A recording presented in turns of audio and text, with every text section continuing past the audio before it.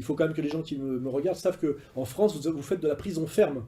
Si vous essayez je dirais, de faire de l'histoire, d'argumenter sur cette séquence historique 33-45 quant à la question de qu'est-ce qu'est la réalité de cette persécution d'État qui était la persécution officielle de l'État national-socialiste allemand des Juifs. Effectivement, l'État national-socialiste allemand a persécuté officiellement les Juifs durant toute la durée de son pouvoir, 33-45.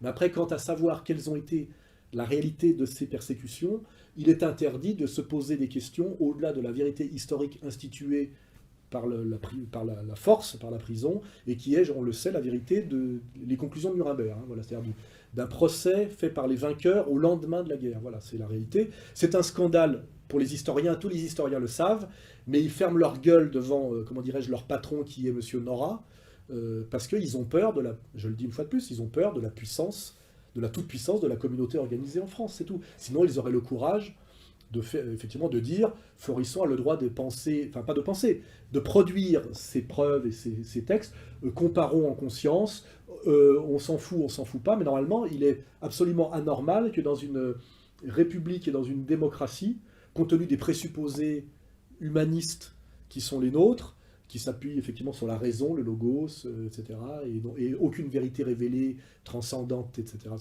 il est la loi Guesso est totalement anticonstitutionnelle, anormale, etc., etc., etc. Tous les historiens le savent et le disent en privé, et pourtant cette loi ne tombe pas.